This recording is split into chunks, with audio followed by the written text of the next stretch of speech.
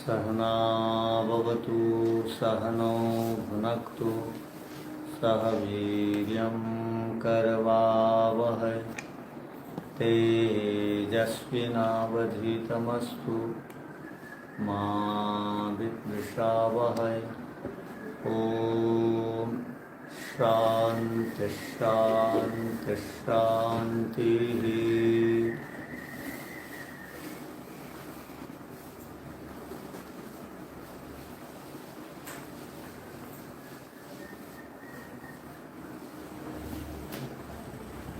न्याय दर्शन में प्रथम अध्याय के प्रथम आह्निक के सूत्र संख्या 15 पर विचार कर रहे हैं। सूत्र है बुद्धि उपलब्धि ज्ञानम इति अनर्थांतरम।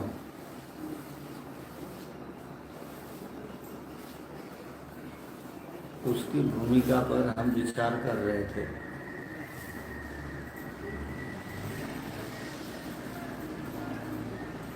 लक्षण दो प्रकार के होते हैं। व्युत्पत्ति वाला लक्षण एक, और पर्यायवाची शब्दों के द्वारा भी पदों के शब्दों के लक्षण बताए जाते हैं। पीछे जिन पदों का या शब्दों का लक्षण बताया गया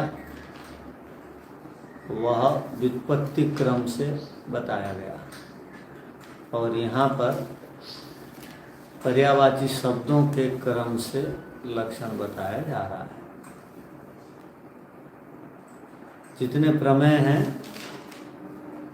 उन प्रमेयों का संक्षेप में अभी विचार चल रहा है।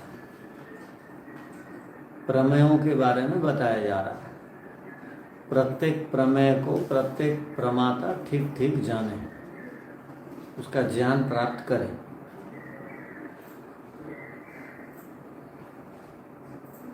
यहाँ भूमिका भी बहुत महत्वपूर्ण है। इस सूत्र की जो भूमिका है वो काम की है। तो उस भूमिका के विषय में हम विचार कर रहे थे। किस कौन हाथ खड़े किए हैं? क्या है पूछिए, क्या बोलना है आपने? नमस्ते आचार्य जी। आचार्य जी, मुझे कल की कक्षा के बारे में एक शंका है। कल बात हुई थी कि आत्मा अकर्ता है, साधनों से कार्य करवाता है, और जब तक आत्मा कार्य करता रहेगा तब तक उसकी मुक्ति नहीं होगी। कल ये बात हुई थी।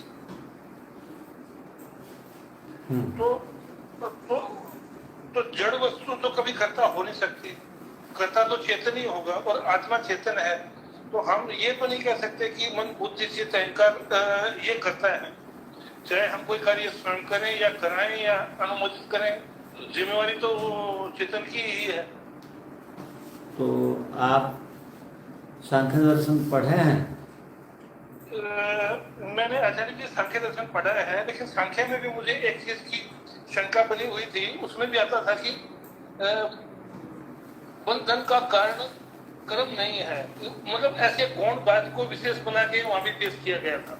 नहीं, आपको जो है सांख्य दर्शन आपने पढ़ा है तो एक सूत्र आया, उसको ध्यान है? अहंकार कर्ता न पुरुषः। बस उतना ही बताइए। अहंकार कर्ता न पुरुषः एक सूत्र है। इसका अर्थ क्या है? ये तो ऋषि महर्षियों की बातें हैं, हम और आपकी तो नहीं है। तो ऋषि ने लिखा अहंकार करता, अहंकार करता है, न पुरुष, आत्मा करता नहीं है। पहली बात। दूसरी बात, जब आत्मा अपने स्वयं के स्वरूप में स्थित रहता है, उसी स्वयं के स्वरूप में स्थित रहने को कहा जाता है अपवर्ग। जब आत्मा प्राकृतिक संसाधनों का प्रयोग करता है तब कहा जाता है आत्मा की भोग की अवस्था चल रही है, अर्थात भोग चल रहा है। हाँ जी। आत्मा अपने आप में जब शुद्ध स्वरूप में रहता है उस समय वह कुछ भी नहीं करता, इसलिए वह करता है। जब आत्मा मैं के साथ जुड़ जाता है, अहंकार के साथ जुड़ जाता है, तब वो अपने मैं कर रहा हूं बोल के भी जानता है। मैं देख रहा हूं, मैं कर रहा हूं, मैं सो रहा हूं, मैं खेल रहा हूं। जितने भी गड़बड़ काम होते हैं और जितने भी सांसारिक काम होते हैं और जितने भी मुक्ति प्राप्त कराने के लिए अच्छे काम होते हैं, सब वो इंद्रियों, मन, बुद्धि, अहंकार रूपी कर्ताओं की सहायता से करता है। अहंकार की सहायता के बिना मैं हूं का ज्ञान भी नहीं होता है, मैं चेतन हूं ज्ञान भी नहीं होता है। तो प्राकृतिक संसाधन के बिना वो कर्ता नहीं बनता है, ये कह रहे हैं। प्राकृतिक संसाधन के बिना वो कर्ता नहीं बनता है, ये कह रहे हैं। और अकर्ता का दूसरा अर्थ, ये तो सांख्य दर्शन की बात हो गई।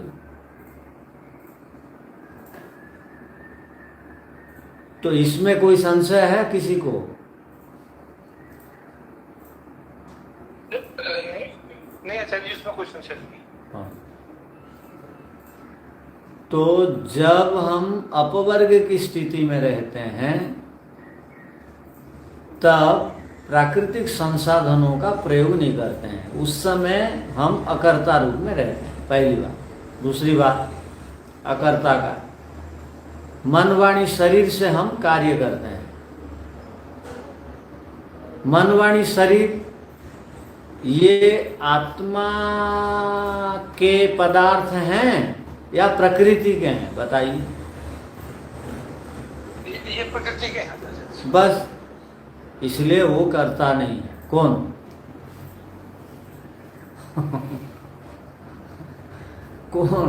कौन करता नहीं है?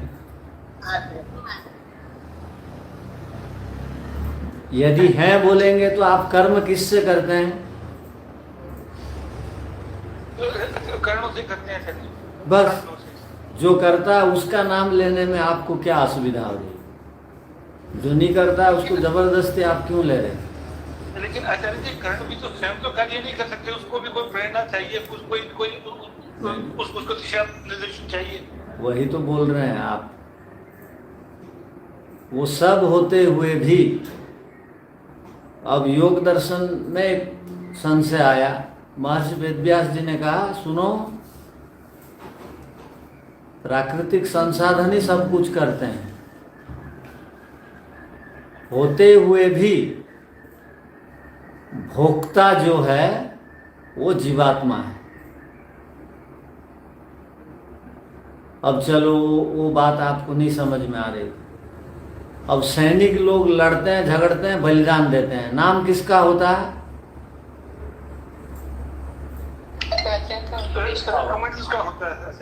हाँ।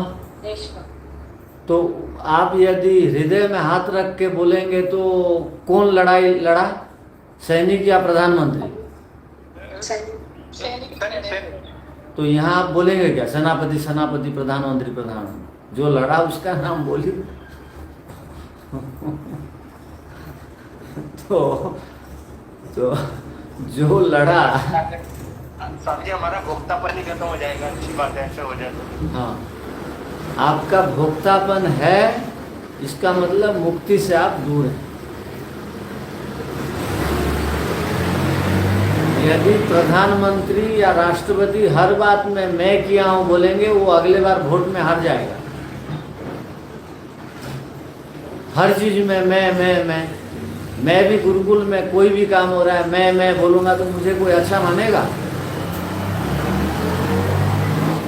इसलिए कहा जाता है जो कर रहे हैं उनका भी नाम लीजिए।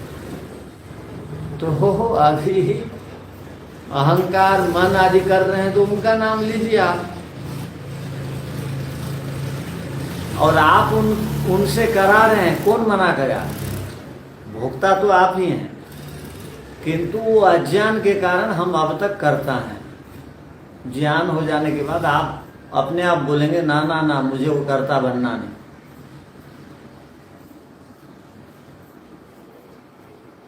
ना कर्ता बने रहना चाह रहे हैं। और राजवीर जी बोलिए आप। ठीक है, चलिए समझ में आया कि ये अकर्ता भाव जो है ये जब समाधि की अवस्था है उस समय आत्मा का स्वरूप उससे जो मूल आत्मा का स्वरूप है उसको बता रहा है। मूल आत्मा का स्वरूप को समझिए। मूल आत्मा अकर्ता है। जब तक प्राकृतिक संसाधनों के साथ नहीं जुड़ता है तब तक कर्ता नहीं होता। बस यदि मूल आत्मा कर्ता होता तो वो मोक्ष में भी करता। वहां तो ईश्वर की सहायता के बिना कुछ नहीं कर पाता। यहाँ आता है तो प्राकृतिक संसाधनों के बिना कुछ नहीं कर पाता। तो वो नाम का करता है, वास्तविक नहीं है। धन्यवाद, समझ में आ गया। बहुत बहुत धन्यवाद। चलिए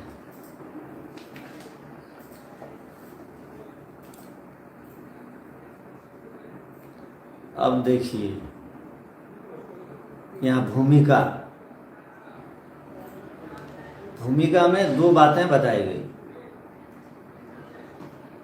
क्या कहा गया?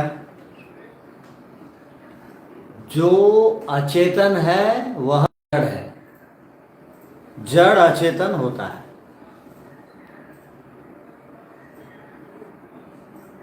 ऐसे अचेतन रूपी जड़ बुद्धि से,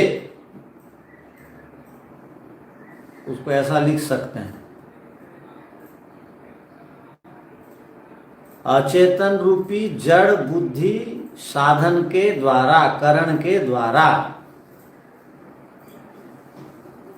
हम ज्ञान का व्यापार करते हैं। अर्थात अचेतन करण रूपी बुद्धि में ज्ञान का व्यापार, कार्य, विचार होता है। भूमिका को ठीक से समझ लीजिए। अचेतन करण रूपी मन भी ले सकते हैं, बुद्धि ले सकते हैं। इस साधन के द्वारा ज्ञान का व्यापार होता है। अब आपको पूछेंगे ज्ञान कहाँ होता है? अचेतन रूपी बुद्धि के द्वारा, मन के द्वारा ज्ञान का व्यापार होता है। ठीक से सोच करके बोलना क्या बोल रहा हूं। कि ज्ञान कहाँ रहता है? आत्मा में, चेतन में रहेगा। बुद्धि में रहता है आचार्य जी।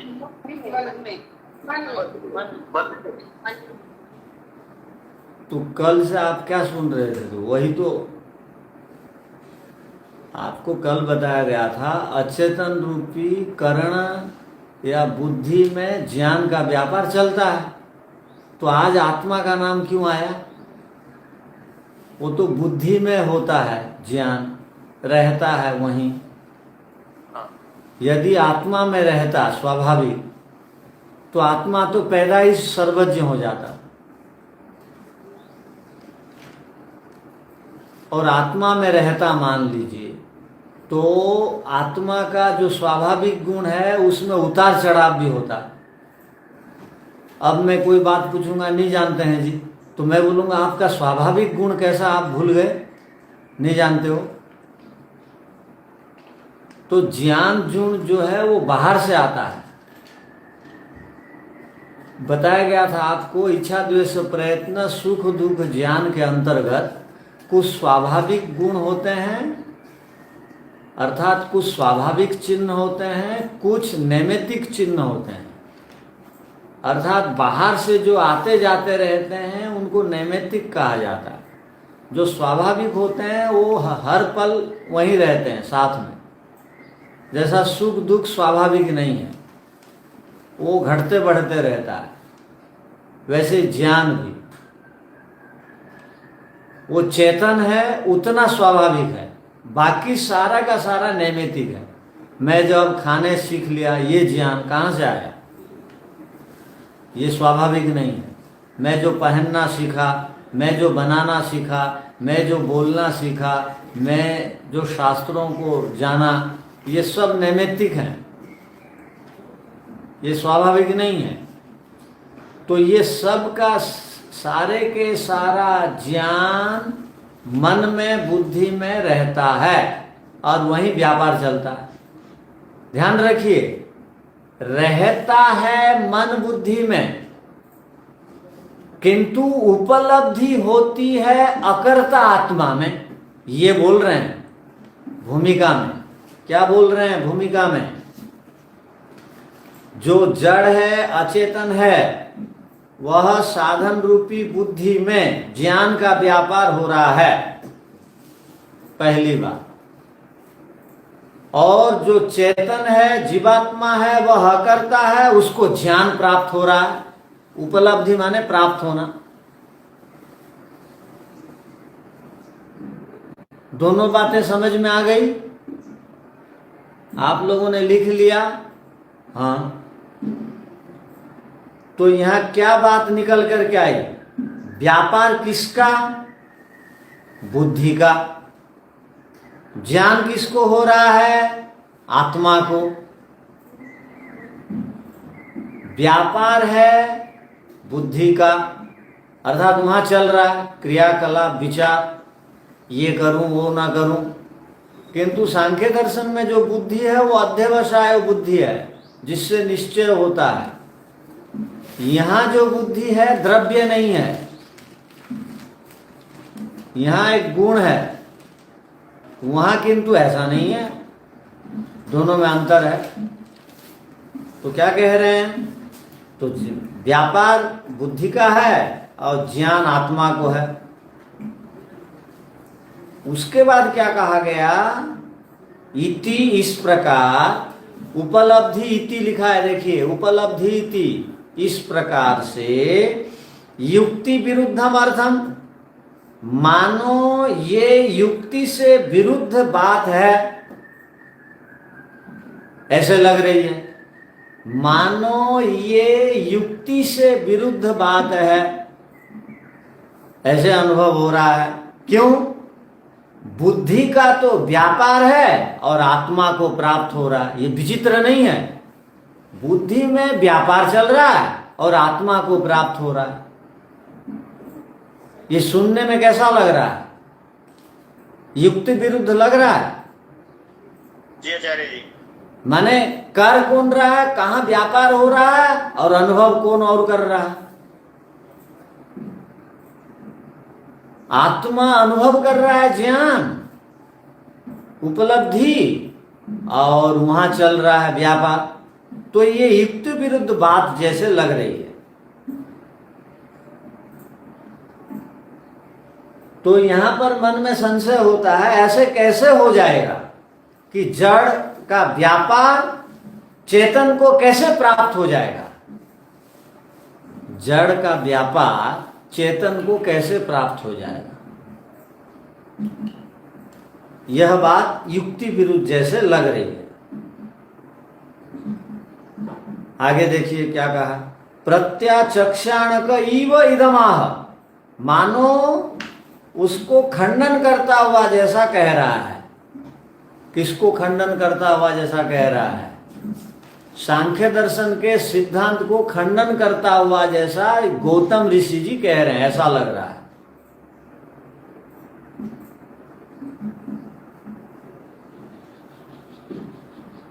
प्रत्याचक्षण का माने खंडन करने वाला बन गया।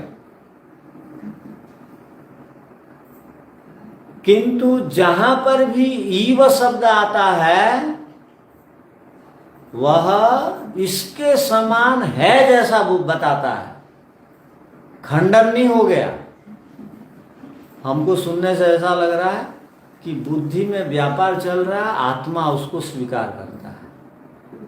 होना तो ऐसा चाहिए, क्या होना चाहिए?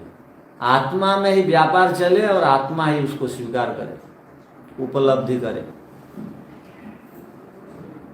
तो इन शब्दों में जो युक्ति विरुद्ध जैसे बात लग रही है, ये ठीक, ये ऐसा खंडन नहीं है, वास्तविक रूप से इसका खंडन नहीं है, इसलिए ईव लगा दिया।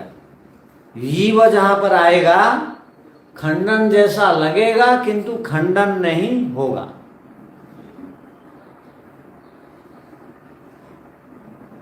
ये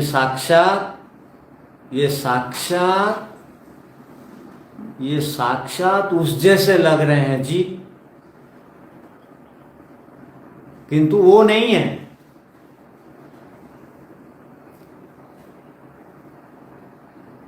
तो यही कहना चाह रहे हैं।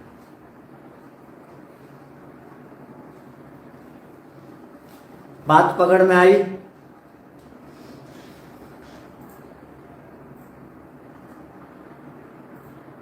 नहीं आई तो बोलिए।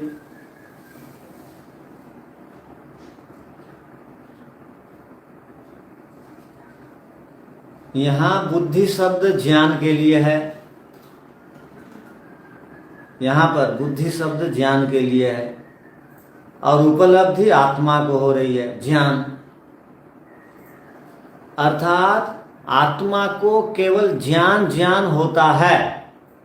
खाना पीना, सोना रोना, बैंक बैलेंस करना और घर बनाना, बच्चे पैदा करना, डिग्री प्राप्त करना, ये सब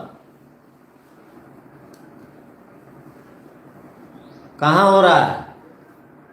इंद्रियों में, मन में, ये सब में घट रहा है। आत्मा में कुछ नहीं जाता। आप कुछ भी कर लीजिए, आत्मा एक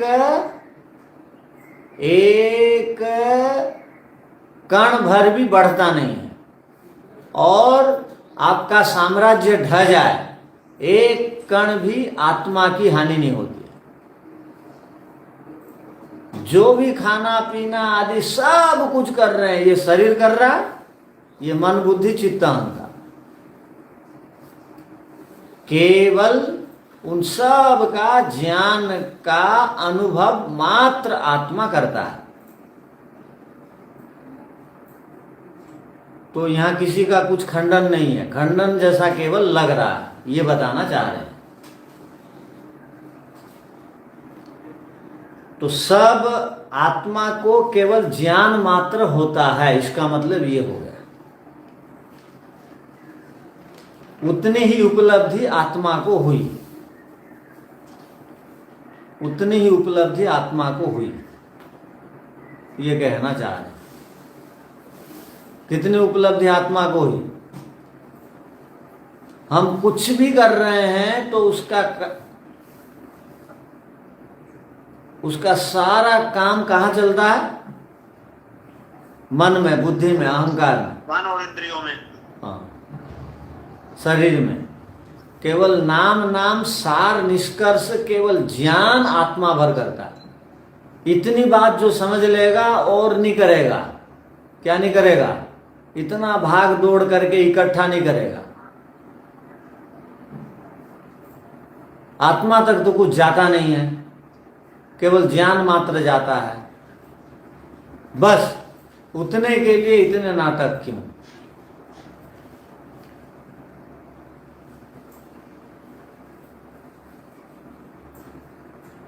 उतने के लिए इतना क्यों प्रपंच संसार फैलाएंगे? ज्ञान जाना है तो ज्ञान जाना है तो उत्तम ज्ञान इकट्ठा करिए। उत्तम ज्ञान के लिए कोई भव्य महल की भी आवश्यकता नहीं है। या क्या सोच रहे हैं? माने हम लोग क्या सोचते हैं कि पढ़ने के लिए भी बढ़िया कुर्सी टेबल हो और एसी कमरा हो और सारी सुविधाएं हो तब पढ़ाई होगी। ये गलत बात। कोई भी सुख को प्राप्त करते हुए अध्यात्म विद्या को प्राप्त नहीं कर सकता। क्या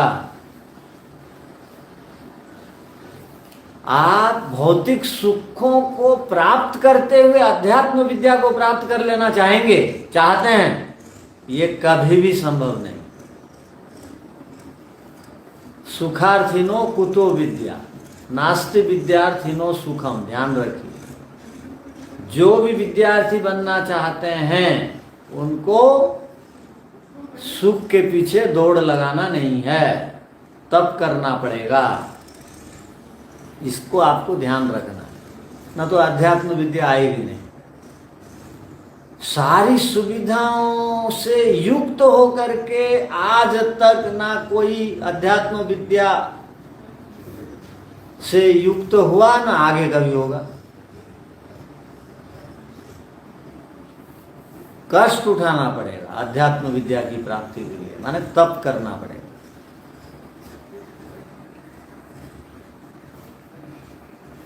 तप माने क्या? केवल शारीरिक तप करना ही थोड़ी है, वो मानसिक वाचिक तप भी होता है, उसको करना पड़ेगा। तो ये कहना चाह रहे हैं कि केवल ज्ञान मात्र ही की अनुभूति मूल सत्ता आत्मा करती है। बाकी सारा का सारा व्यापार ये अस्थाई शरीर में, ये सदा नहीं रहने वाला शरीर में ये सारा व्यापार चलता है। तो अब आगे न भाष्य देखिए। न अचेतनस्य करणस्य बुद्धिर्ज्ञानम भवितुमर्हति। अचेतन जो होता है, करण, करण माने साधन, साधन अचेतन है। अचेतन जड़ वस्तु है। जड़ साधन करण का, बुद्धि का ज्ञान नहीं हो सकता।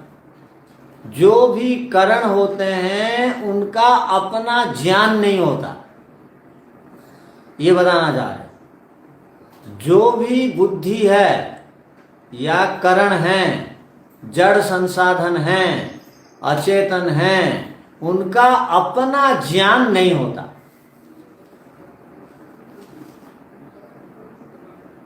अर्थात ज्ञान गुण उनका अपना नहीं है। हाँ, ये सच है, ज्ञान कराने में वो साधन बनते हैं। जैसे हंसिया घास काटने में साधन है, किंतु हंसिया स्वयं ज्ञान गुण वाला नहीं है, वो साधन है। तो यही कह रहे हैं कि जो करण होते हैं, अचेतन पदार्थ होते हैं, बुद्धि आदि हैं, उनका अपना स्वयं का ज्ञान नहीं होता। ज्ञान कराने में वो साधन हैं, ये कहना चाहते।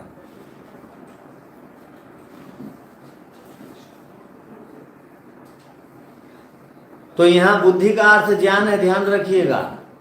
बुद्धि का अर्थ वो महतत्व नहीं है सांख्य दर्शन वाला।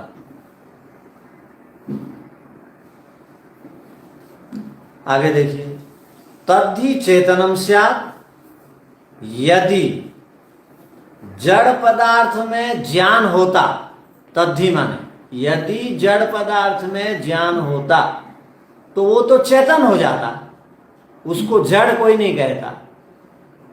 जहां स्वाभाविक ज्ञान होता है उसको चेतन कहते हैं, और जिसका स्वाभाविक ज्ञान होगा वही नैमित्तिक ज्ञान को ग्रहण करेगा।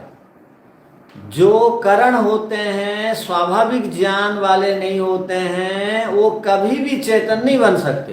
तो यहाँ क्या कह रहे हैं? तद्धि चेतनम स्यात्। यदि जड़ पदार्थ में ज्ञान होता तो वो चेतन हो जाते। तद्धि चेतनम स्यात्, इतनी बात समझ में आ गई। न अचेतनस्य करणस्य बुद्धिर ज्ञानम भवितुम अर्हति। अचेतन करण रूपी बुद्धि में अपना ज्ञान नहीं होता। यदि उसका अपना ज्ञान होता तो वो चेतन हो जाता।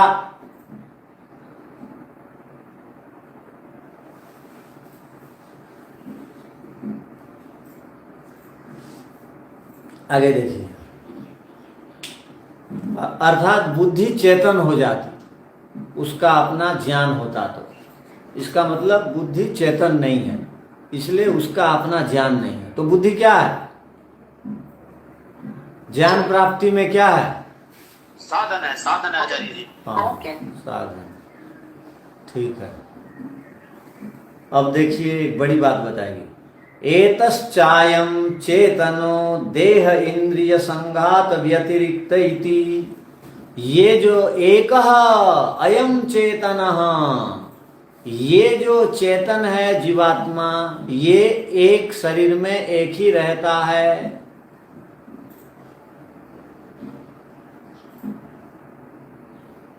एक शरीर में एक ही रहता है।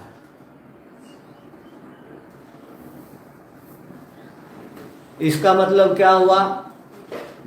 सांख्य दर्शन में कहा गया है जब कोई जीवात्मा मृत्यु को प्राप्त हो जाए, मृत्यु माने क्या? जब कोई जीवात्मा किसी देह से दूसरे देह को जाने के लिए निकले, अर्थात मृत्यु हो जाए, किसी का शरीर का अवसान हो जाए, तो वो जीवात्मा जब तक नया शरीर को धारण नहीं करता है तब तक वो कहाँ कहाँ रहता है? तो कहा वायुमंडल में, किसी वृक्ष में, या हमारे शरीर के अंदर भी, मुंह के अंदर, नाक के अंदर रहता है। ध्यान रखिए, वही मेरा जीवात्मा जब तक नया शरीर नहीं मिल जाता है वो किसी दूसरे शरीर के अंदर भी घुस के रह सकता है। किंतु ध्यान रखिए, वो मेरे शरीर में अब भी असंख्य जीवात्माएं हैं, अनेक प्रकार के जीवाणु कीटाणु मेरे शरीर में काम कर रहे हैं, किंतु वो मेरे शरीर के सुख दुख को नहीं भोगेंगे। वो उनके शरीर के भोगेंगे या प्रतीक्षा सूची में है। जैसे कोई कारागार में जब तक निर्णय नहीं हो जाता है ये अपराधी है बोल करके, तब तक उसको चुपचाप बैठा के खिलाया जाता है। सामान्य अपराधी घोषित होने के बाद उसको काम आदि दिया जाता है। तो ये जीवात्मा नया शरीर को जब तक नहीं प्राप्त करता, वो वायु में या पेड़ पौधों में या किसी के शरीर के अंदर रहता, किंतु एक शरीर में एक जीवात्मा भोगता होगा। बाकी जो जीवात्मा गण रहते हैं वो अगले शरीर की प्राप्ति के लिए या शरीर के अंदर छोटे छोटे कण परमाणु के समान जो जीव जंतु रहते हैं वो अपना भोग भोगते रहते हैं। आप देखेंगे शरीर को मैल रखेंगे तो मल के अंदर भी केचुआ आदि बनते हैं, उसमें भी जीवात्मा है। कीड़े मकोड़े बनते हैं पेट के अंदर, दांत के अंदर बनते हैं, बहुत जीव जंतु रहते हैं करोड़ों की संख्या में, किंतु वो आपके सुख दुख नहीं भोगेंगे। केवल एक जीवात्मा एक शरीर में रहता है और उसको संघात शरीर आदि प्राप्त हो जाते हैं। संघात माने एक समूह, सुख दुख भोगने के लिए। उसको सूक्ष्म शरीर प्राप्त हो जाता है, स्थूल शरीर प्राप्त हो जाता है, कारण शरीर प्राप्त हो जाता है। तीनों शरीरों से युक्त रह करके वो भोगों को भोगता है एक।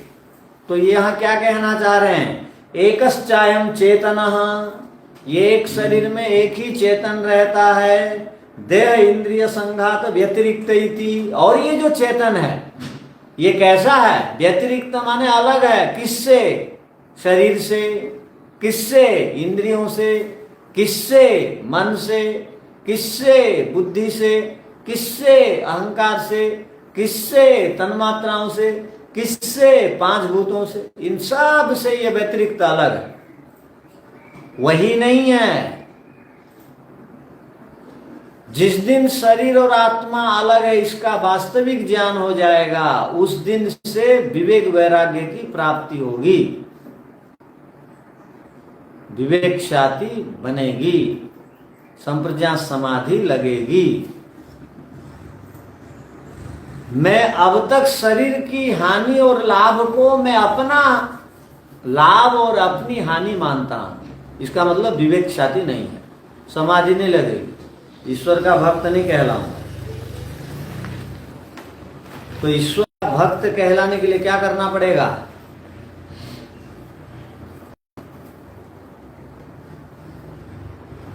मैं और मेरा शरीर, मैं और मेरी इंद्रियां, मैं और मेरी बुद्धि, मैं और मेरा मन, मैं और मेरी तन्मात्राएं, मैं और ये पांचों भूत, मैं और संपत्ति, मैं और पत्नी, मैं और बच्चे, मैं और घर, मैं और डिग्री, ये दोनों अलग है। बाकी सब जड़, मैं केवल चेतन, ये विवेकशाती है।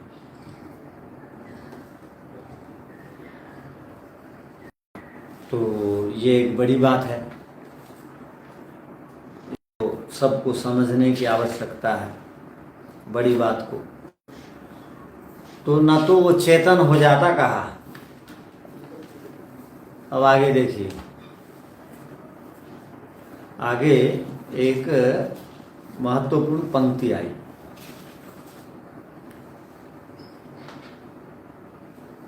प्रमेय लक्षण अर्थस्य वाक्यस्य अन्य अर्थ प्रकाशनम उपपत्ति सामर्थ्यात् इति।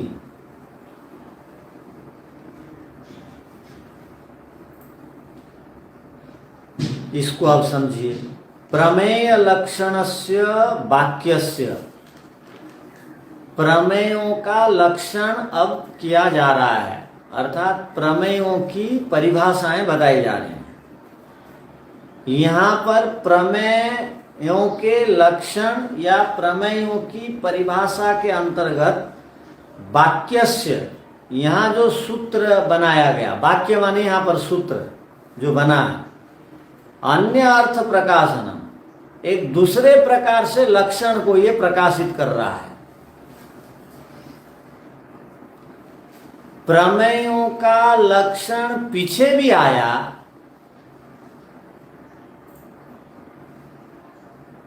इस पंक्ति का दो प्रकार से अर्थ आप ले सकते हैं।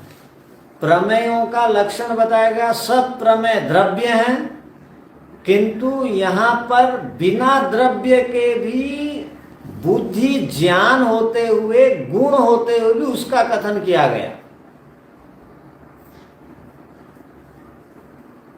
और दूसरा अर्थ क्या है? प्रमेयों का लक्षण बताया गया, प्रमेयों के लक्षण में, बाकी प्रमेयों के लक्षण में पदों को व्युत्पत्ति क्रम से बताया गया, शब्द बनाकर व्युत्पत्ति क्रम से। किंतु यहाँ जो प्रमेय का लक्षण है सूत्र में, वो पर्यायवाची क्रम से बता रहे हैं। इस प्रकाशन को अर्थात उद्घाटित कर रहे हैं। प्रकाशनम माने उद्घाटित।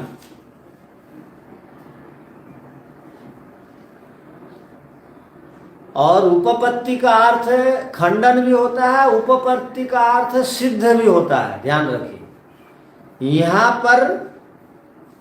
पर इस प्रमेय लक्षण के सूत्र में अन्य प्रकार से लक्षण को उद्घाटित करके इस लक्षण को सिद्ध किया जा रहा है।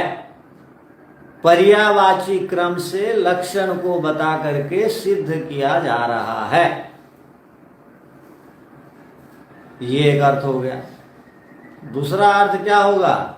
प्रमेयों का लक्षण करते हुए इस सूत्र में अन्य प्रकार से, अर्थात आत्मा गुण होते हुए भी उसको यहाँ लक्षण के प्रकरण में बता करके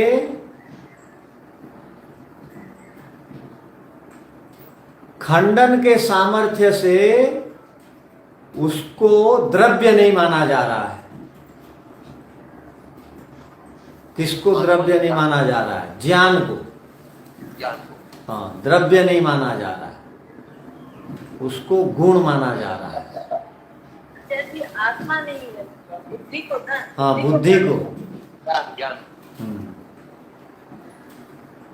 तो इसका अर्थ इस प्रकार लिख दीजिए। प्रमेय स्वरूप को बताने वाला जो वाक्य रूपी सूत्र है, प्रमेय स्वरूप को बताने वाला जो वाक्य रूपी सूत्र है, इसका अलग प्रकार से प्रस्तुत कर रहे हैं।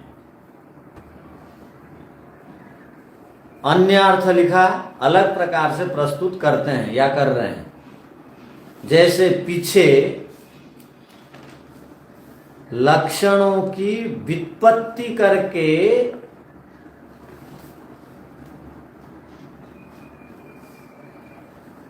शब्द बनाने की प्रक्रिया को व्युत्पत्ति कहते हैं। व्युत्पत्ति करके उसको स्पष्ट किया गया है लक्षण को पीछे के सूत्रों में। यहां पर उपपत्ति सामर्थ्य से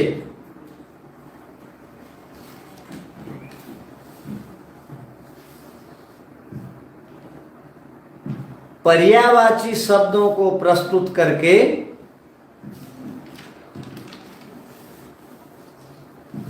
लक्षण को अलग प्रकार से सिद्ध किया जा रहा है।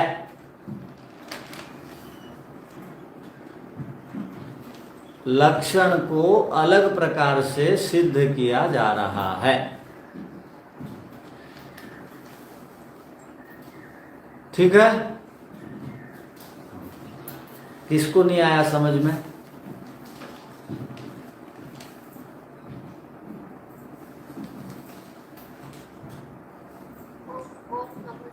हाँ जी। ये आत्मा शरीर आदि का ये जो व्युत्पत्ति वाला लक्षण आप बताते हैं, ये कैसे हुआ? तो शब्द से,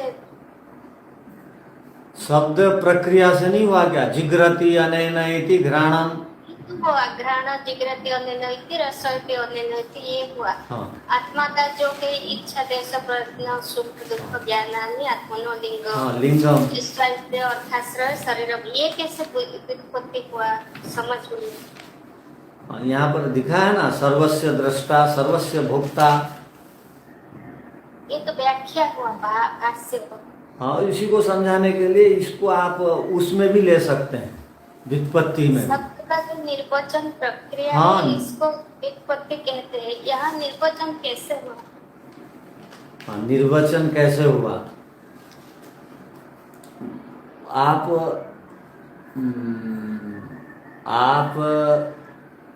अब निर्वचन और व्युत्पत्ति और पर्यायवाची शब्द, इसमें अंतर क्या समझे? अंतर तो दिखाई पड़ता है। जो पर्यायवाची बुद्धि आदि, बुद्धि उपलब्धि प्राप्ति, ये तो पर्यायवाची सम अर्थ बोध है, ये ठीक। समझ में आता है। ठीक। यहाँ व्युत्पत्ति नहीं है। यहाँ कैसे व्युत्पत्ति है, ये समझ में नहीं है। आत्मा के विषय में यहाँ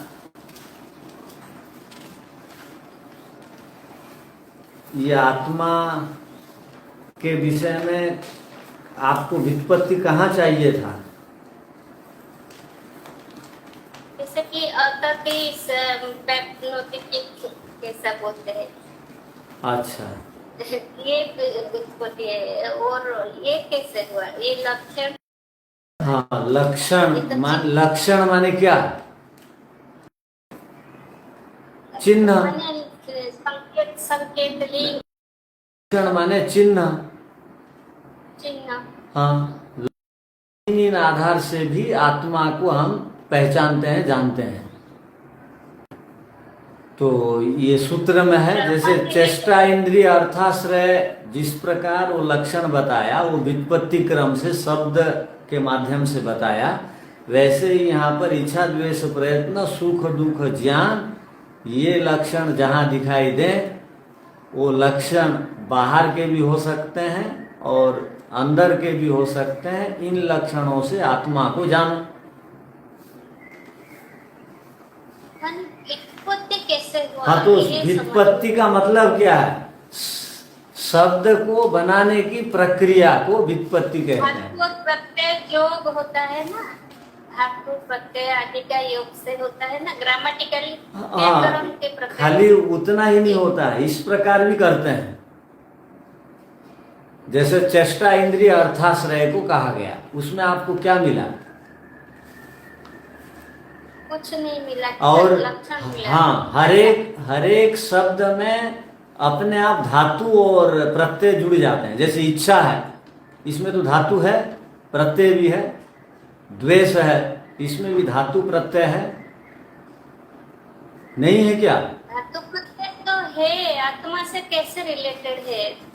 तो जैसे ये ऐसे रिलेटिव ये इस प्रकार होता है। माने ये आत्मा के साथ जुड़ा कैसा बोल रहे हैं ना, हाँ जहां जहां भी आत्मा होगी वहां वहां इच्छा होगी, इस क्रम से जुड़ता है। व्यापक परिभाषा हो गया। हाँ। व्युत्पत्ति एक अलग चैप्टर है ना। आप व्युत्पत्ति का अर्थ केवल वैसे को ले लिए ना, जी जी। हाँ वैसे ही नहीं, इस प्रकार भी है।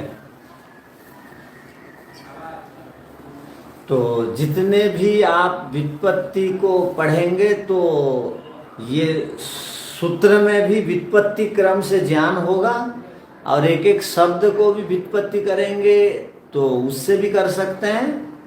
और यहाँ तो विशेष करके हम लक्षण को पढ़ रहे हैं। लक्षण में पर्यायवाची के आधार पर भी, और सूत्र में बताए गए लक्षण के आधार को व्युत्पत्ति क्रम बता करके वो सिद्ध करना चाह रहे हैं।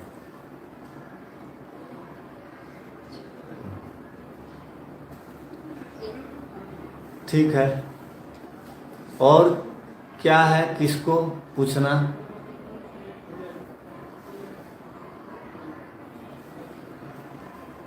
समझ लिया है।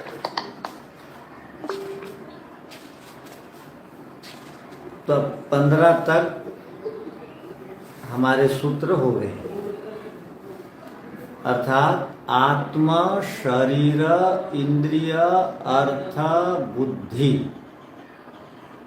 यहाँ तक क्रमशः हम प्रमेयों को पढ़ लिए। अब चलिए ठीक है, कल आगे एक प्रमेय से प्रारंभ करेंगे। ओम शांति शांति शांति।